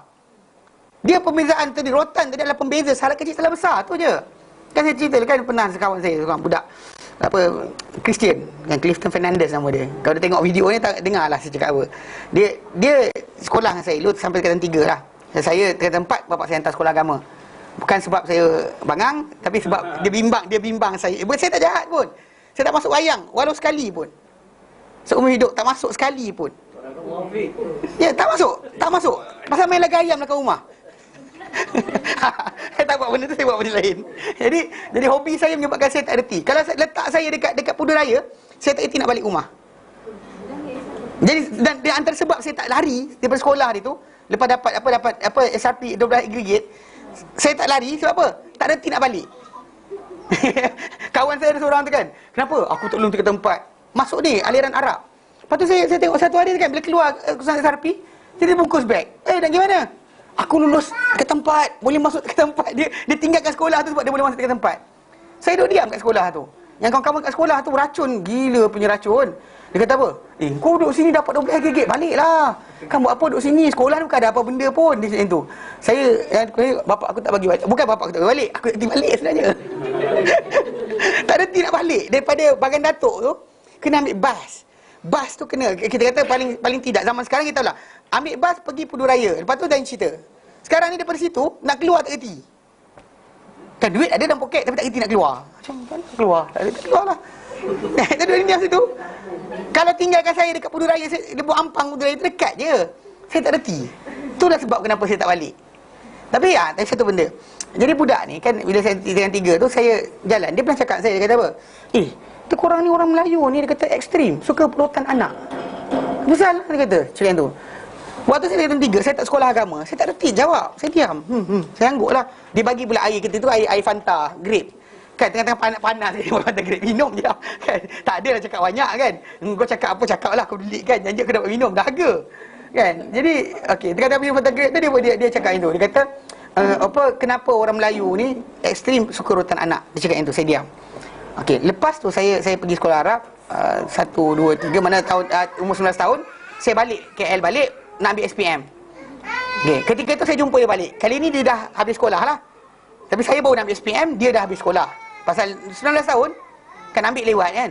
Jadi bila saya datang tu, saya jumpa dia balik, sembang-sembang dengan dia. Tapi kali sembang kan, dia ceritalah dia dah kerja hotel. Lepas tu hari lain jumpa lagi.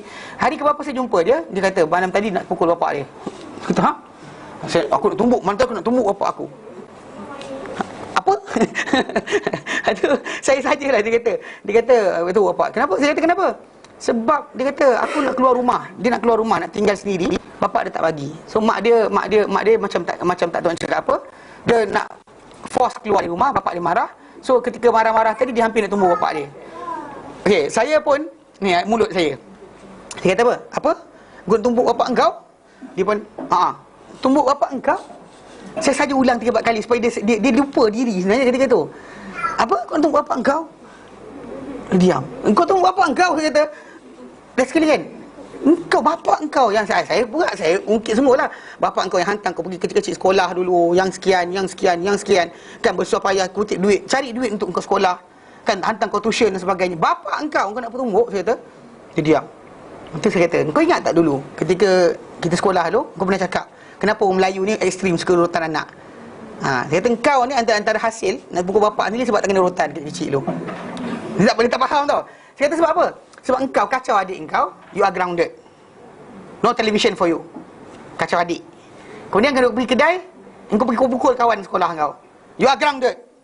No television for you, 2 weeks. Lepas tu kau curi duit, kau curi barang kat kedai pula, you are grounded. No television for you, 1 month. So kepala kau kat situ, you are grounded only. Jadi kau tak nampak benda tu besar pun. Ini hasil dia, saya kata. Tu diam lama. Dia kata betul lah, dia kata. Tak apa, nanti kau rotan anak aku. Bodoh. Saya kata aku kan suka rotan anak kau, dia kata. Kata benda tadi tak salah. Dia cara didikan. Pasal benda tadi bukanlah kita menyamakan anak dengan kambing. Tapi benda tadi adalah di antara cara dalam Islam, psikologi. Dan psikologi, benda tu berbeza. Maka saya kata, kadang ada orang kata macam ni rotan nanti anak lari di rumah. Seriously, kan, keluarga saya 14 orang adik-beradik kan. Bapak saya halau, abang saya 3-4 orang kena halau. Kes rokok, kes apa kan. Kan, rumah kita bukan sekat rotan tau, getah paip. Abang saya pernah seorang tu kena, bukan ni. Apa, tahu medal yang dapat askar tu kan. Bapak saya libas dia, yang medal tu. Saya patah. Ada bapak saya ada medal. Libas dia sampai patah. Tapi halau tak lari ada abang saya. Halau tak lari. Halau pintu depan dia masuk pintu belakang. Masuk balik tengok ada makan kat belakang. Dia tak lari pun sebenarnya. Itu peliknya. Yang dia halau tak lari. Yang tak kena halau tu lari. Perasan tak? Bapak saya garang, serius. Tapi tak timbul tajuk sebenarnya. Alasan zaman kita sekarang ni too much about cara penghidupan barat. Diorang gagal didik anak. Kita ambil daripada mereka cara didik anak. Kenapa? Kan macam Sweden contohnya. Sweden kan, antara negara yang mempunyai 50% lahir anak di negara berkenaan. Ini statistik dalam tahun 2001-2000. Lahir anak 100,000, separuh tu anak dah nikah. 50%. Gila ke? Kan ni masalah kan, konteks yang salah. Kan budak kan, saya tak pernah kita dengar kan, zaman dulu nampak cikgu kita lari. Dia dulu saya ingat Taman Melawati di kat zon negara tu. Sekolah menengah kat situ. Budak tu kejar cikgu, mengandung sampai duit guru besar. Tapi kerana anak datuk apa benda, tak berani siapa sentuh dia. Gila ke? Kenapa jadi kan guru boleh kena kejar oleh anak murid? Mujurlah tak dapat guru satu lagi. Guru yang tu kau bagilah kejar guru mengandung. Cuba try guru lain. Kan serius. Nah ini tak senonohnya. Kadang-kadang kita orang yang mentadbir tadi, dia kena faham situasi guru yang menghadapi murid tadi bukan dia. Kan dia mengatur je, dia dapat duit bajet salur-salur. I suka, I tak suka. I suka, I tak suka. Cakap macam tu. Boleh lah. Kan? Pasal ini benda didikan. Anda jadi sebab bapak anda dulu macam tu. Kalau bapak jenis macam ni, kan? Bagi semua sekali. Anak Ustaz Ali dah ada cerita dia. Kan kalau abah lempang saya dulu, dia kata kan. Belajar tak pernah belajar daripada apa? Daripada tauladan. Kan kisah banyak dah. Kan too spoil tak boleh. Garang sangat tak boleh. Dia pertengahan. Biar bapak garang, mak boleh punjuk. Tak apa, tak ada hal. Kan dua aspek. Kan satu apa bad cop, satu good cop. Kan dia bapak gitu, mak kan. Itu biasalah kalau mak garang, bapak yang garang. Dia seorang kena tu. Kalau dua-dua garang, anak tu gila. Kan? Dah sini dia nak pergi mana? Kan dia tengok tengah pokok. Kesian aku. Bapak aku garang, mak aku garang. Pergi pokok lah. Dia pergi duduk belakang rumah ni. Itu kisah dia. So konsep dia memang yang bawah umur ni tadi dia ada limitation dia. Dan Islam kita kata tak dipertanggungkan luar daripada batasan dia. Tapi ialah didikan tak berjalan. Kan? Didikan berjalan dan kita kata dalam Islam ni tadi memang dia tak dipertanggungjawabkan. Pasal apa-apa dia buat salah, bapak dengan mak kena tanya. So kadang kata macam tu, tiba bapak tak boleh didik anak dia sendiri. Dia mencuri, yang kena bayar ganti rugi siapa? Budak tu sendiri. Dia tak kerja pun. So siapa yang akan kena? Mak bapak dia. Kan kalau menteri tu nak tanggung tak apalah kan. Siapa-siapa mencuri, meh jumpa saya bayarkan. Meh. Kam. Jangan main pandai ni kali. Kan belajar berkenaan tajuk ni. Ini adalah benda berkenaan dengan tajuk didikan.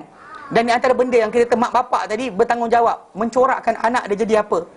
Kan di antara tadi kita kata itu masalah psikologi. Rotan itu bukan penyelesaian utama.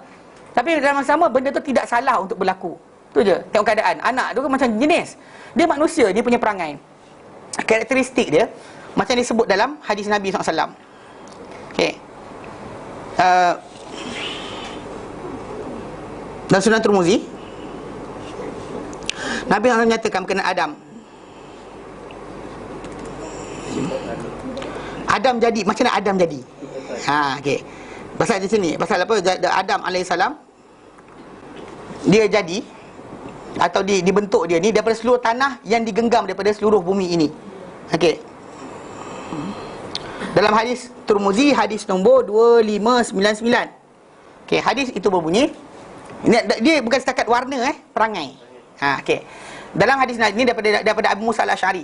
An Abi Musa al-Asy'ari qala, berkata Abu Musa al-Asy'ari, qala Rasulullah sallallahu alaihi wasallam, bersabda Rasulullah sallallahu alaihi wasallam, innallaha ta'ala, sungguhnya Allah Ta'ala khalaqa Adama, ciptakan Adam.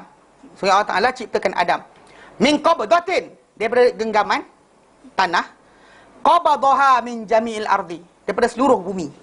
Mana tanah jadi Adam ni diambil daripada every tanah bumi ni.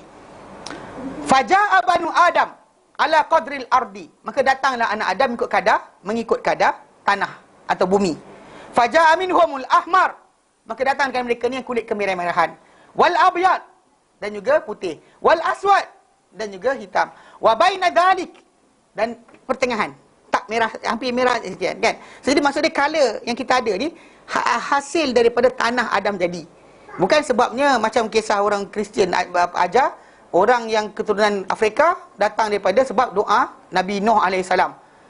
Nabi Nuh doakan ke atas Ham, seorang anak dia yang masuk kemah. Nabi Nuh tengah buat arak, mabuk, tidur. Ni serius. Kalau baca balik dalam Bible itu kisah dia. Gila betul. Dia kata Nabi Nuh lepas kampalan mendarat, dia jadi apa? Wine maker. Dia buat, jadi minum arak, dia mabuk, kain terselak. So, jadi anak dia masuk jenguk, abah kain terselak. Adik dia keluar, bang, abah kain terselak, dia gelak. So dua abang dia datang tutup kain kat bapak dia sambil tempat lain. Bapak dia bangun tidur, dia orang cerita, bapak dia doa. Supaya yang ini Ham ni punya anak jadi hitam dan sebagainya, dan jadi hamba kepada Sam dengan Yafis, bapa Arab dan bapa Eropah. So di situ yang bila orang-orang Eropah dahulu, bila mereka perhambakan orang Afrika, diorang kata is legit because Bible kata boleh. Pasal Nuh dah doa dah. Diorang rasa benda tu is the right. Itu adalah hak mereka untuk memperhambakan orang. Dan Islam tak ada. Warna kulit kita bukan sebab itu. Bahkan warna kulit sebab apa? Tanah Adam jadi daripada seluruh tanah dunia. Maka datang warna anak Adam ni macam ni, merah-merah, yang ni apa putih, yang ni hitam, dan ini ada di antaranya. Wa baina zalika wasahlu, dan juga apa? Mudah. Wal hazan, keras. Wal khabith, elok. Wal khabith, kotor. Apa tak elok? Wat tayyib, dan elok. Macam itulah datangnya anak Adam punya perangai. So jadi dalam yang ramai-ramai tadi, yang degil takkan juga macam you are grounded. Dia macam lantaklah grounded pun dia apa? Kan? Dia ada beza dia. Masa dia kalau dia kata yang perempuan you are grounded, dia nangis jejeh mata. Yang lelaki dia panjat pagar, kita ajar you are grounded. Dia sengih je lah. Zaman sekarang lah ada handphone, you are grounded. Lagi dia happy kan? Tak kacau, jangan kacau aku sudah. Ada game nak lepas level dan sebagainya. So konsep dia berbeza. So ini batasan apa yang Allah letakkan. So perangai manusia juga tak sama. Sebab kenapa? Aturan tak sama. Kan? Tak ada hukuman yang sama diberikan. So masalah rotan dan sebagainya. Macam anak bawah umur, memang kita kata kerana kedudukan mereka bawah umur lah tadi, tidak dipertanggungan jawab oleh Allah Taala untuk mereka ni taklif tanggung untuk jihad. Pasal apa? Pasal memang mereka rosak barang pun yang kena bayar mak bapak, bukan orang lain. Menjaga bab tu Baik. Jadi kata apa? Wa yuqsamul khumus. Okey, kita sebut tadi kan, kita sebut yang satu yang bagi 5. 1/5 milik Allah dan Rasulnya. 4/5 untuk orang-orang yang bertempur. Kompeten peperangan, orang yang bertempur yang perang. 1 bahagian untuk orang berjalan kaki, 3 bahagian untuk orang yang berkenderaan. 1 bahagian milik dia, 2 milik kenderaan dia. So tapi yang sekarang nak balik apa tau? Yang 1/5 ni tadi. Okey. Kalau dah ikutkan kepada tajuk ni, Rasulullah SAW adalah orang paling kaya. Every time peperangan dapat, dia dah 1/5 daripada keseluruhan tu milik dia. Bila Allah dan Rasulnya disebutnya itu. Tapi sebut ni wa yuqsamul khumusu ala khamsati dan akan dibahagikan pula yang 1/5 yang milik Allah dan Rasulnya tadi ala khamsati ashumin kepada 5 bahagian pula. Yang Nabi punya tu 1/5, bagi 5 pula. Bagi 5 pula. Yang tu sebab kenapa Nabi tak boleh personal gain pun. Untuk kaya sendiri tak kaya. Kalau kita ni macam-macam kaya lah kan. Menang peperangan, makin kaya lah raja tadi. Menang peperangan, makin kaya lah orang sekian. Tapi sebenarnya tidak itu. Jangan jilat. Jilat tu kenapa? Nak lawan syarikat lah. Okay. Bagus, aktif lah. Tapi jangan jilat lantai. Okey. Baik. Yang dimasukkan dengan 1/5 tadi, sahmun li Rasulillahi sallallahu alaihi wasallam. Yang 1 bahagian tu milik Rasulullah SAW. Yusrafu ba'dahu lil masalihi. Untuk apa? Benda-benda yang maslahah. Apa yang Nabi nampak elok untuk digunakan. Sahmun, 1 bahagian dari 1/5. 1/5 Rasulullah tadi. 1/5 milik Rasulullah. Tengok masalah Rasulullah tak mana. Tapi 1/5 daripada 1/5 tadi akan dibahagikan kepada zawil qurba. Orang punya hubungan kekeluargaan dengan Rasulullah SAW. Wahum, dan mereka ni adalah Banu Hashim wa Banu Al-Muttalib, Banu Abdul Muttalib. Mereka yang kita kata tak boleh makan zakat, yang tak boleh makan zakat, maka 1/5 mereka akan dapat. Sebenarnya kalau dikata kalau sekarang ni tak ada peperangan sekalipun, memang keluarga Rasulullah tetap haram makan zakat. Dan kalau ni kata Baitul Mal nak beri ke dan sebagainya, perlu dijadikan benda itu sebagai hadiah ataupun sebagai anugerah dan sebagainya, hibah, bukan dijadikan sebagai zakat. Habib tak lihat. Habib tak boleh makan zakat. So jangan siapa-siapa yang ada kata nak infak pada Habib punya program, jangan keluar dari zakat. Tak serius, haram dia haram makan zakat. Ya, maksud dia haram, kita tak boleh bagi juga. Dan benda ni amat kritikal sebab semua para ulama kata tak boleh. Yang boleh kan untuk boleh kumpulan ni apa yang kata Banu Hashim, Banu Abdul Muttalib ni makan zakat kalau terdesak, yang kata boleh. Kalau jumhur kata, seorang pun kata boleh. Dia anggap benda tu haram selama-lamanya. Tapi ada yang kata boleh. Yang kata boleh 2 orang je. Seorang daripada mazhab Hambali, iaitu Ibn Taymiyah rahimahullah. Dia kata boleh. Ketika dalam terdesak, tak boleh sekian, makan. Macam makan babi dia kata. Tapi seorang lagi daripada Al-Khallal, daripada Al-Jallal, daripada mazhab Hadawiyah. Mazhab Zaidiyah, Hadawiyah, dia kata boleh. 2 tu saja yang kata boleh. Lain semua kata tak boleh. Bukanlah mazhab Syafi'i ke Ahmad ke Abu Hanifah ke Malik, semua sekali kata tak boleh. Tak dibenarkan langsung untuk mereka makan zakat. So tapi berikan di sini timbul tajuk. Kita yang tahu keluarga Rasulullah ni, kalau ada orang daripada Said atau Syarifah ke apa dia, duit tak ada, makan tak cukup, anda kena tanggung mereka. Sebab memuliakan Rasulullah SAW, kita biarkan mereka merempat. Tak boleh biarkan mereka merempat. Pasal mereka ni adalah orang keturunan Rasulullah SAW. So kita kena tanggung dia. Janganlah macam tanggung sampai dia melampau-lampau pijak kepala pun masalah juga kan. Nak sekian tak boleh juga macam tu. Maksudnya kita tanggung kehidupan dia, makan minum dia, tempat tinggal dia, jangan sampai dia melarat. Itu je. Sedekah boleh tak? Sedekah tak boleh. Nabi tanggung dia. Tanggung tadi atas dasar apa? Jadikan dia sebagai apa? Jadi sebagai macam kita tanggung apa? Tanggung panggil apa? Kita berikan tadi atas nama hadiah, bukan sedekah. Tak boleh sedekah pasal dia orang tak boleh makan sedekah. Rasulullah SAW dan keluarga baginda SAW tak boleh makan sedekah. Tak boleh makan sedekah, haram. Nak kata haram tak haram ya? Hasan bin Ali bin Abi Talib. Hasan, anak Ali bin Abi Talib, dia pernah sekali Rasulullah SAW dia letak depan Rasulullah tambah sedekah. Dia ambil satu biji tambah sedekah tadi. Dan keadaan budak macam ni, jalan-jalan dia nampak tambah sedekah tadi, dia ambil, dia masuk mulut. Dia masuk mulut, Nabi SAW bangun, Nabi korek tekak dia. Kalau kita kata, budak tu bukannya faham apa, biarlah, sian dia kan, kempunan tak dapat makan tamar, akan mati mati beragan kan, orang Melayu kita kan. Tak, Nabi korek. Nabi kata, keh, Nabi kata. Nabi suruh dia buang. Dan Nabi kata apa? Kau tak tahu ke? Aku cakap dengan dia budak. Kau tak tahu ke? Ini haram untuk keluarga Muhammad. Untuk Muhammad dan keluarga Muhammad. Nabi cakap pada dia macam tu. Menunjukkan amat haramnya ia. Kalau budak kecil pun tak dibiarkan, maksud dia amat haramlah ia. Dan budak tu kecil, mana tahu apa. Dari segi taklif, tak dan dosa lagi lah. Kan, tak wajib solat pun. Tak wajib masalah apa benda pun. Hukum dosa pahala, malaikat tak salin lagi. Tapi Nabi sekat dia. Nabi kata, ini tak boleh. Ini tak boleh. Tak boleh makan oleh Muhammad dan keluarga Muhammad. Nabi cakap pada dia. Dan dia budak lagi. Nabi korek tekak dia. So dia buang. Ikut dalam diri kita ni, apalah kan, Rasulullah SAW tak kesian ke budak tu kan, kepunan nanti kan. Kan nampak kan kita ke budak kecil kan tak makan, kepunan kita macam kesian kan. Nampak kat aiskrim kat kedai, beli kan, budak tu macam nak aiskrim kan. Datang, kita nak beli kan, kita kan beli kan. Tapi benda ni tak boleh, Nabi tak bagi langsung. Menunjukkan apa? Amat haram. Bukan haram je, amat haram. Tak boleh. Dengan sebab itu mereka akan makan daripada harta rampasan perang. Tak ada rampasan perang, maka negara atau kerajaan kena khususkan satu tabung khas. Tabung itu bukannya sedekah, tapi untuk apa? Hadiah ataupun anugerah kepada keluarga Rasulullah SAW. Ini kita akan neglect. Pasal Nabi kata dalam hadis Sahih Muslim, Nabi kata, taraktu fikum thaqalain. Aku tinggal pada kamu dua beban. Kitab Allah, satu lagi, wa itrati ay ahli baiti, dan keluarga aku, keturunanku, keluarga aku, keturunanku, ahli keluargaku. Yang Nabi maksudkan dengan beban tadi adalah apa? Quran tanggungjawab, anda kena laksanakan hukum hakam yang berlaku dalamnya. Yang ini beban juga apa? Jangan sampai mereka merimpat. Jaga mereka. Jangan sampai mereka ni tak dapat tempat minta sedekah dan sebagainya. Jangan sekali-kali. Jangan biarkan macam tu. So bagi hadiah tak apa, bagi anugerah tak apa. Sedekah tak boleh, zakat tak boleh. Walaupun zaman sekarang tak ada ghanimah untuk serah pada mereka, tapi tak boleh. Sama betul. Bid'ah halang lah. Bid'ah halang lah. Janganlah pula bagi-bagi, lepas tu dia lompat atas pentas. Tak boleh bagilah pula. Kan bagi untuk lain. Kata dengan dia makan, kami bagi. Buat lompat-lompat tak boleh. Cakap dengan dia. 35,000 ke berapa ribu kan. Untuk buat nyanyi-nyanyi tak payah. Ngarut je. Okay, bagi, jangan sampai dia merempat, ya. Tapi untuk kita kata apa, bantu dia buat bid'ah, tidak. Faham dia kata wasahmun lil yatama.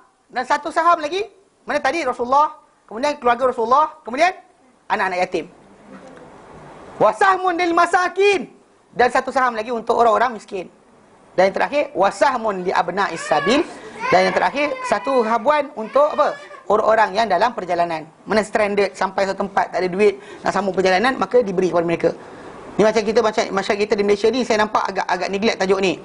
Kan student-student yang bukan apa rakyat Malaysia di Malaysia ni, mereka adalah Ibnu Sabil. Kalau mereka nak balik tak ada duit dan sebagainya, usahakan. Saya ingat dulu kat Yaman pernah jadi kes. Ada kawan kita orang dulu, budak ni dia kena balik, tapi tak ada duit. Ada peniaga Yaman bagi duit macam tu je untuk dia balik. Tolong bayarkan duit tiket kapal terbang dia. Tak ada pun dia orang kata macam nanti balik Malaysia nanti you tengok I tengok you Jangan lupa bagi nombor telefon. Kan, I telefon you nanti jaga. Tak ada sama sekali. Tidak sama sekali mereka buat macam tu. Bahkan mereka dia bagi macam tu pasal ini saham Ibnu Sabil. Mana tak kira daripada mana sekalipun, asal orang berkenaan Muslim kan. Kita kata dia daripada Ghana ke, Eritrea ke, daripada Somalia ke dan sebagainya. Kalau anda kata anda ada situ anda boleh salurkan Ibnu Sabil. Bahkan orang ni berhak pergi Baitul Mal untuk minta kalau mereka tak ada duit untuk balik ke negara asal mereka. Untuk sampai ke negara dia lah, stop situ je. Faham Okey, itu Ibn Sabil. Okey. Dan tak syarat apa 1/5 tadi dibahagi kepada 5 tadi adalah kerana firman Allah Taala surah Al-Anfal ayat 41 Allah Taala nyatakan wa'lamu annama ghanimtum min syai'in, ketahuilah bahawasanya apa saja yang kamu dapat habuan, rampas daripada harta rampasan perang tadi, min syai'in, daripada sebarang apa benda pun, fa anna lillah, maka sesungguhnya bagi Allah, untuk Allah, khumusahu, 1/5 dia. Dan 1/5 tadi wali rasul untuk rasul, wali dzil qurba, dan untuk orang yang berhubungan kekeluargaan dengan rasul, wal yatama, dan anak yatim, wal masakin, dan orang miskin, wa banas sabil, dan juga orang-orang dalam perjalanan, anak jalanan, maksud dia orang yang standard. Lillahi khumusahu, maksud dia milik Allah Taala 1/5 dia hukum apa yang dia nak padanya. Lir rasul, untuk rasul dia dibahagikan, dibagi-agikan, dan untuknya, untuk baginda dalam bahagian tersebut ada satu buah, itu 1/5 daripada yang ada tadi. Dan anak-anak yatim dan dia masukkan anak yatim ni adalah setiap anak kecil yang tidak ada bapa baginya, maksud dia umur tak balik lagi.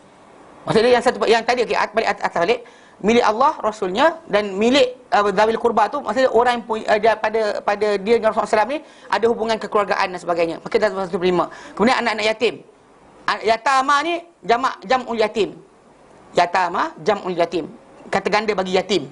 Yatama macam mauta, marid, orang sakit, marda,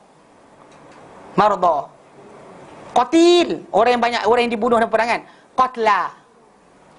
Yatim, yatama. Okey. Dan dia adalah wa kullu saghirin la abalahu. Dia adalah setiap anak kecil yang tiada bapa baginya. Pasal yang directly wajib tanggung dia adalah bapa dia. Yang lain-lain tu jadi wajib secara tak langsung. Originally bapa. Tak ada bapa, dia budak tadi walaupun pak cik dia kaya, dia masih lagi dikira anak yatim. Pada pak cik dia akan dipersoal lepas tu lah, tanggung dia ke tidak, tapi tajuk asal tak wajib. Tak wajib, dia kena tengok, dia akan tanya lepas tu kan. Secara asalnya memang kalau pakcik dia kaya sekalipun, kalau dah ada tanggungan lain dah habis, dia tak jadi nombor 1 juga pada bapa pakcik dia. So jadi budak anak yatim ni, mana-mana budak yang tak ada bapa, automatik dia, dan dia bawah umur balik. Kalau dia dah balik, dia tak jadi anak yatim dah. Dan umur 18 tahun saya anak yatim kan, masalah tu. Fa idza balagha lam yabqa yatima, bila dia balik saja tidak lagi dia menjadi anak yatim. Liqaulihi SAW, kerana apa? Kerana sabda baginda SAW dalam hadis Abu Daud, hadis nombor 2873.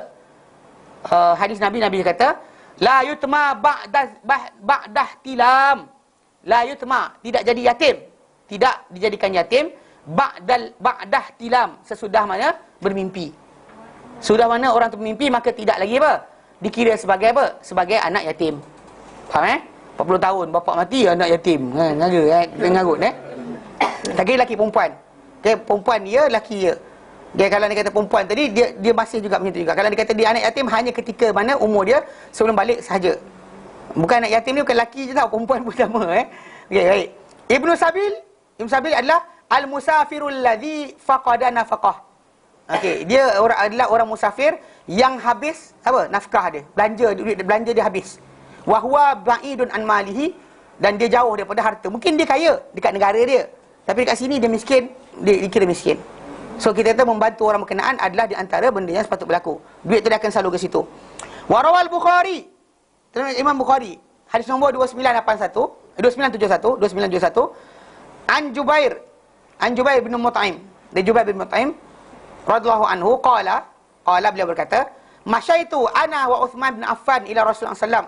Masyaitu telah berjalan, aku telah berjalan, aku wa Uthman bin Affan dan Uthman bin Affan ila Rasulillah, kepada Rasulullah sallallahu alaihi wasallam. Faqulna, lalu kami kata, ya Rasulullah, wahai Rasulullah, a'taita bani Abdul Muttalib wa taraktana, dia kata engkau bagi Bani Abdul Muttalib, betul kau tinggalkan kami kan Quraisy juga kan, orang Quraisy juga kan, Uthman bin Affan pun Quraisy juga kan, dan juga apa Mujahid Muttalib pun Quraisy juga, tapi Nabi bagi pada Bani Abdul Muttalib, tapi Nabi tinggalkan diorang. Lalu diorang kata, a'taita Bani Abdul Muttalib wa taraktana, engkau beri Bani Abdul Muttalib, Bani Al-Muttalib, dan engkau tinggalkan kami.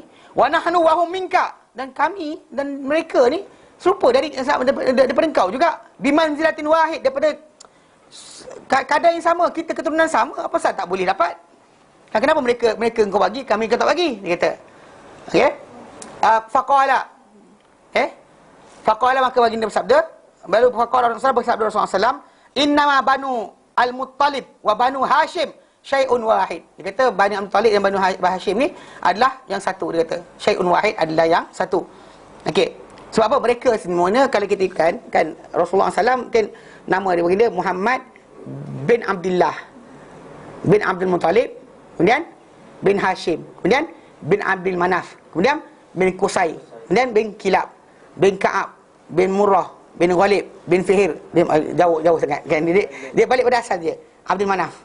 Kan? Bila dia kata Abdul Muttalib, kemudian bin Hashim, kan, bin Hashim dan bin Abdul Manaf. Jadi yang dimaksudkan tu sebenarnya Abdul Manaf betul. Dia Abdul Manaf dari situ yang keluar daripada Osman punya keturunan, keluar dari situ juga. Dia orang balik pada ni. Umar pun sama. Dengan Rasulullah pun memang ada keturunan satu.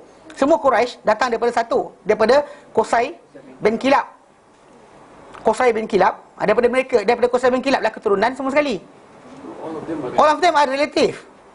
Tapi yelah 2 pupu, 3 pupu, 4 kupu semua sekali lah, kan. Dia maksud dia dengan Nabi satu atuk, atau dia dengan Nabi satu onyang, dia dengan Nabi satu atuk onyang dan sebagainya. Macam itulah maksud dia.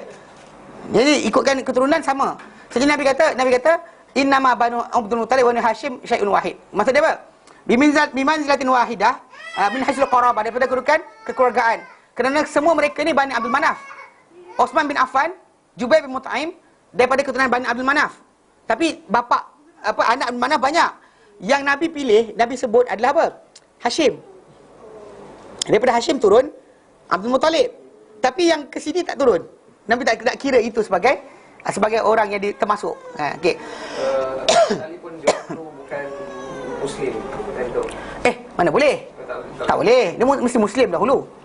Keluarga keturunan tak Muslim tak kira. Tak kira. Dia kira Islam dahulu. Okey. Kalau dia kata bukan Islam, kena keturunan Rasulullah. Kan Abu Lahab dan neraka, apa pahala pula kita nak ambil? Itu ada beradik abang bapak Nabi tu. Nabi bapak diri awal. Kan? Nabi awal lagi dia kata aku tak ada kaitan dengan aku. Kan?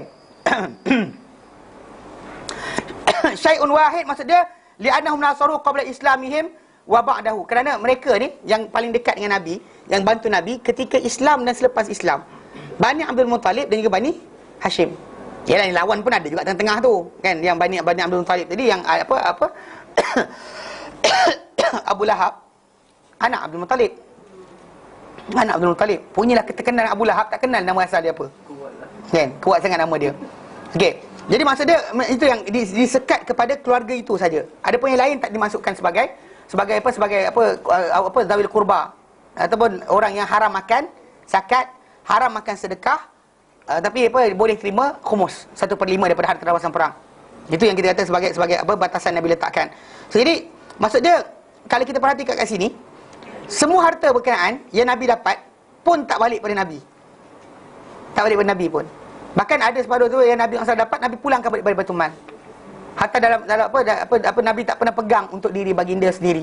Itu yang kita kata benda ni kerana benda tersebut batasan Allah Taala, tidak Nabi langgar.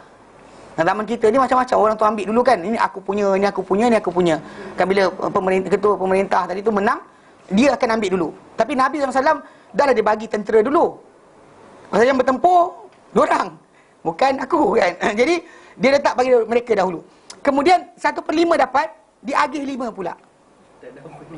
Tak dapat tinggal pun sebenarnya. Dan Nabi pula ada bahabuan Nabi punya.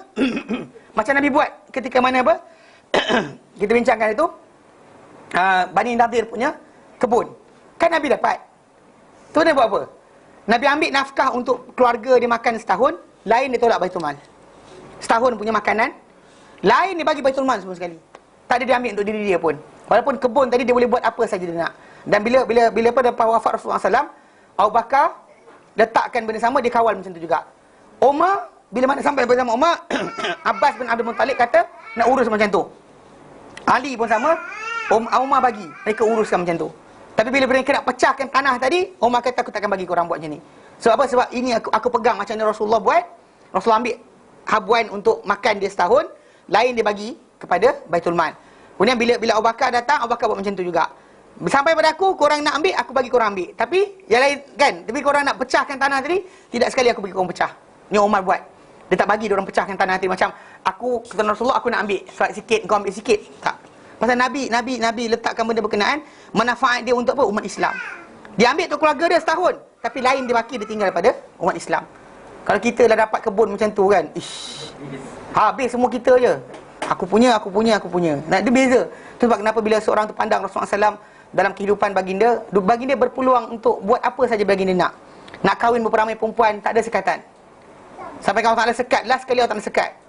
Tapi asalnya Nabi tak ada sekatan. Berapa banyak dia nak. Kalau ikut dalam surah Ahzab, sama ada Nabi nikah, Allah Ta'ala kata dalam apa Nabi, inna ya ayuhan nabi, wahai Nabi, inna ahlalna ka azwajaka allati ataita ujurahun. Kami halalkan untuk kamu isteri kamu yang kau berikan pada mereka mahar mereka. Wa banatu ammika wa banati ammatika. Dan anak-anak perempuan bapak saudara belah bapak engkau, anak-anak perempuan bapak saudara belah emak saudara belah bapak engkau. Dan anak-anak perempuan bapak saudara belah mak belah mak, dan juga bapak saudara mak saudara belah mak. Mana-mana Nabi nak ambil je. Engkau jadi bini aku. Engkau mana-mana. Wanita datang serah diri pada Nabi, pun Nabi boleh terima siapa saja. Dan tapi Nabi tak gunakan sepenuhnya. Macam tu dengan masalah harta tadi. Nabi nak pakai, boleh Nabi nak pakai. Tapi apa? Nabi tak pakai. So dengan sebab itu kita kata kat sini lah, di antara yang para ulama menyatakan apa? Di antara bukti, tanda kenabian Muhammad SAW yang menyaksikan dia Rasulullah adalah suasana kehidupan dia. Bila dia suruh orang buat, dia buat dulu. Bila suruh orang korban, dia korban dulu. Bila suruh, macam tadi kan, taat pada Allah, dia taat dulu. Dan bahkan bila dia ada peluang untuk ambil kesempatan, dia tak ambil. Kita kan zaman dulu dengar kan, Abuya kan, ini kahwin ini cerai itu, kahwin ini cerai ini, kahwin ini cerai ini kan. So suka hati je. Kan, yang pengikut pun, bekas Abuya, berkat-berkat kan. Semua beri ibu nak kahwin dengan bekas Abuya. Contohnya itulah, supaya Allah tak ampunkan dia. Faham tak? Jadi konsep dalam agama tadi jadikan barang mainan. Kerana kedudukan ataupun status seorang tu, dia mainkan, suka hati dia. Tapi Rasulullah SAW kalau nak buat, lama dah Rasulullah buat. Dan akan datanglah apa? Wahyu untuk membolehkan Nabi buat. Tapi Nabi tak buat pun. Kerana harta dalam perang, Nabi menjadi orang paling kaya kat dunia. Tapi Nabi tinggalkan dunia dan keadaan apa? Baju besi baginda tergadai, si seorang Yahudi, kerana tepung bali yang Nabi pinjam. Nabi punya ramai para sahabat yang kaya, nak ambil tepung bali, jadi Nabi tak bagi tahu orang pun. Isi dia tahu. Maksud dia kalau kita kan, bang kaya kan, belikan saya ni, bang. Itu yang berlaku sama sekarang. Kalau seorang terdapat status agama, semua orang kan, yang ambil anak murid kaya je kan. Lepas tu tuai sikit, tuai sini sikit, tuai sana sikit. Kan? Anak murid pun ini bagi kagain lagi berkat kan. Lagi bagi tok guru lagi berkat. Tapi Rasulullah SAW dia boleh buat macam tu sebenarnya, tapi tak buat. Sampai kan bila bagi dia mati, kan kebun ada, ini ada, itu ada. Tapi apa? Baju besi baginda tergadai di sisi seorang Yahudi. Dan tepung bali Nabi ambil pinjam daripada dia. Nabi ambil tepung bali dulu, Nabi tinggalkan cagaran baju besi baginda. Tak, dan tebus balik Nabi mati. Itu keadaan Rasulullah SAW. Yang kita ni kita kumpul harta tak pernah habis. Tapi baginda SAW orang paling kaya dekat dunia ni. Dengan apa saja rampasan perang, Badar, perang-perang Khandaq, dan perang seterusnya milik Rasulullah SAW. Tak ada siapa boleh kata tidak. Tapi Nabi pulangkan balik kepada Baitul Mal untuk dipakai. Itu yang kita kata sifat Rasulullah SAW yang menyaksikan dia adalah utusan Allah Subhanahu Wa Taala. Faham Baik, kita berhenti kat sini, insya-Allah kita sambung kemudian berkenaan dengan harta rampasan perang yang diperolehi bukan dengan pertempuran. Yang ini pun juga yang kita bincangkan berkenaan dengan milik Rasulullah SAW sepenuhnya. Nabi nak buat apa, Allah Taala serahkan kepada Nabi SAW. Tapi ialah yang kat sini kita akan baca lagi. Tapi itu bincang kita pada masa akan datang. Minggu depan tak cuti kan? Mana cuti? Tak cuti. Ngarut. Mana cuti? Ada cuti? Tak ada kan? Taipusam tu bukan perayaan anda. Yang nak pergi jalan-jalan buat apa? Tak ada kerja lain. Jam hari tu, serius. Kalau hari Selasa tu jam. Kan kalau dia pergi kat sana tu kan, jaga-jaga jam. Jangan keluar-keluar merayau. Kan, duduk rumah baca Quran. Tak ada kerja lain, yang merayau je. Pantang je hadir cuti pergi pasar raya. Okey. Wallahu a'lam. Wa sallallahu ala sayyidina Muhammad wa sallam alhamdulillahi rabbil alamin. Assalamualaikum warahmatullahi wabarakatuh.